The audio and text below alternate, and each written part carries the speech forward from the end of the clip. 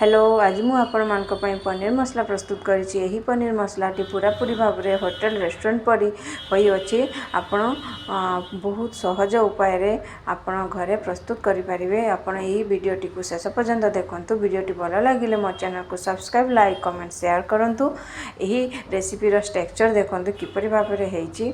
बहुत स्वाद होइछि, बहुत डिलीशियस हेछि। आपण माने करिकि देखंतु, निश्चित आपण मानको भल लागिबो। चलंतु आमे रेसिपीटी को आरंभ करिबा। यही रेसिपीटी करने बहुत सहज उपाय रे मु आपण मानकु बतैउछि। सर्वप्रथम आम पनीर गुड़ी को चकर साइज रो काटी नबा। एटी मु पनीर 200 ग्राम पनीर नेछि। एटी कैप्सिकम मु हाफ नेछि। प्याज को दुई चारि टी नेछि, ताको चकर साइज रो मु काटी नेछि। वर्तमान आम परिबा गुड़ी को काटी नेले। वर्तमान आम यही परिबा गुड़ी को मैरिनेशन करबा। एक बाउल रे आम ट्रांसफर करनबा ई सब परिबा गुड़ी को पनीर, प्याज, शिमला लंका सेथिरे आमे किछि मसला ऐड करबा। सेथिपई सर्वप्रथम आम एठी हळदी नेछि, काश्मीरी लंका गुंड नेछि। एठी बहुत बड़ गुरुत्वपूर्ण कथा जे एठी मु बेसन नेछि। बेसन को मु खाली कम आंच रे भाजी नेछि, बेसन रो रंग जीवा पर्यंत। एठी मु बेसन को 1 चम्मच नेछि। अदा रसुण बटा मु हाफ चम्मच नेछि। एठी कसूरी मेथी नेछि। पनीर रे आपण माने कसूरी मेथी देबे। कसूरी मेथी देवा फल रे हमर पनीर रेसिपी बहुत स्वाद होई थाए। सेति मु एठी कसूरी मेथी को हाथ रे दळी नै मु सेतिरे ऐड करिछि। एठी दही 2 चम्मच देछि। वर्तमान आमे हाथ रे केयरफुली धीरे धीरे करके आको मिक्स करनबा, कारण हमर पनीर गुड़ी को भांगी जीव। सेति आमे केयरफुली धीरे धीरे करके पनीर को मिक्स करनबा। वर्तमान आम एथिरे 2 चम्मच रिफाइंड तेल मु ऐड कर नेछि। ऐड करी भलो भाबरे आमे मिक्स करने 15 रु 30 मिनिट पर्यंत आमे मैरिनेशन पई छाडी नबा। मैरिनेशन करबा फल रे हमर रेसिपीटी बहुत स्वाद आसीते। सेति मु मैरिनेशन करूछि। वर्तमान हमर 30 मिनिट परे मु एठी देखे नउछि। वर्तमान आमे अन्य एक कड़ाई नहीं जावा। कड़ाई रे मुझे 3 रु 4 चम्मच तेल ऐड करिछि। सेथिरे गोटा गरम मसला ऐड करबा। गरम मसला टिके गरम होला परे, भाजी होला परे सेथिरे आमे कटा प्याज पके भाजी नबा। प्याज रो कंचा अंश दूर हेबा परे सेथिरे आमे 1 चम्मच अदा रसुण बटा पके भलो भाबरे कसी नबा। टिके अदा रसुण रो कंचा अंश गला परे मु एठी 1 टमाटर प्यूरी ऐड करि नेछि। टमाटर टी कंचा अंश जीवा पर्यंत आमे कम आंच रे कसी नबा। 2 रु 3 मिनिट पर देखंतु टमाटर टी हमर भलो भाबरे कसी गलानी। वर्तमान आम एथिरे किछि बेसिक मसला ऐड करबा, जेपरि कि हळदी, धनिया गुंड, लंका गुंड, जीरा गुंड। एही परि भाबरे आपनको पाखरे जहा अवेलेबल अछि आपण ऐड करि पारंती। एठी वर्तमान आम मसला ऐड करनबा। हळदी, लंका गुंड एवं धनिया गुंड मु एठी ऐड करिछि। एही सब को पकाई भलो भाबरे आमे कसी नबा मसला को।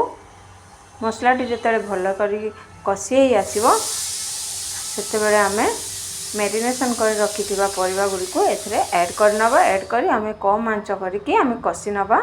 वर्तमान हमर टमाटर गुडी को मसला गुडी को भलो भाबरे सिजी आसलानी, तेल मध्ये रिलीज हे आसलानी। एही समय रे आमे मैरिनेशन परिबा को ऐड करनबा। ऐड करी आमे कम आंच रे कसीबा।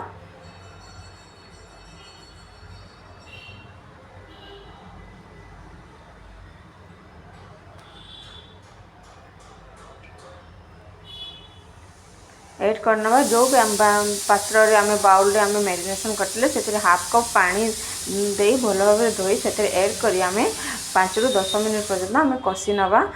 भलो भाबरे कसिले हमर रेसिपीटी बहुत स्वाद आसीबो। सेतिपे आमे कम आंच रे आमे भलो भाबरे कसी नबा। वर्तमान आमर मसला गुड़ी को भी भलो भाबरे कसी आसलानी।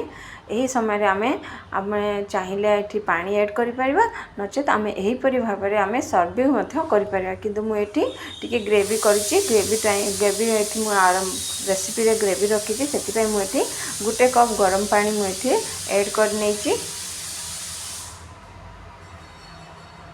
देखो आमर मसला टी भलो भाबरे कसी आसलानी।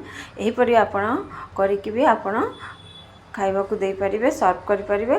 किंतु वर्तमान मु एठी ग्रेवी रखिछि। ग्रेवी पई मु एठी पानी 1 कप ऐड करिछि। आपण जदि चाहंती एठी 1 कप पानी आपण ऐड करिवे नाही, स्किप करि परिबे। एठी मु स्वाद अनुसार लूण दे देछि। शेष रे लूण दे भलो भाबरे आमे मिक्स करनबा।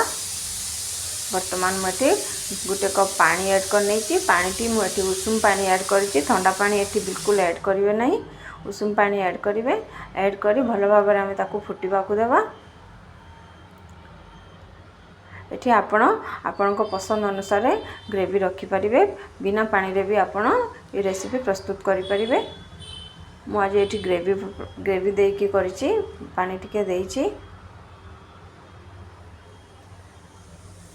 बर्तमान आम यहाँ को किसी समय फुटवा को देवा फुटला से आम शेष आम पनीर मसला गोटे चामच ऐड करें एवं ये गोटे चामच चीनी ऐड करें चीनी देवा फल आमर रेसिपीर बैलेंस ठीक हम कारण ये दही टमाटर सब पड़ी यही सब करके फुटेला आम से फ्रेश क्रीम ऐड करी मु 2 चामच फ्रेश क्रीम ऐड करी जो क्षीर ऊपर जो मलई बाहरी था से मलई को मुझे 2 चामच ऐड करी भल भाव मिक्स कर नहीं मिक्स करी 5 ରୁ 10 मिनट आम फुटेवा को देवा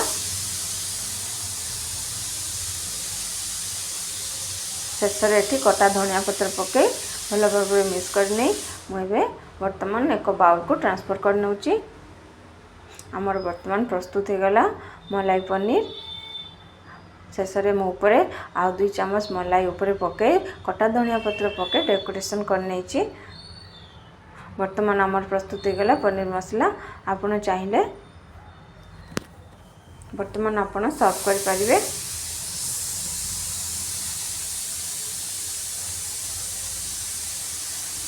बाय बाय।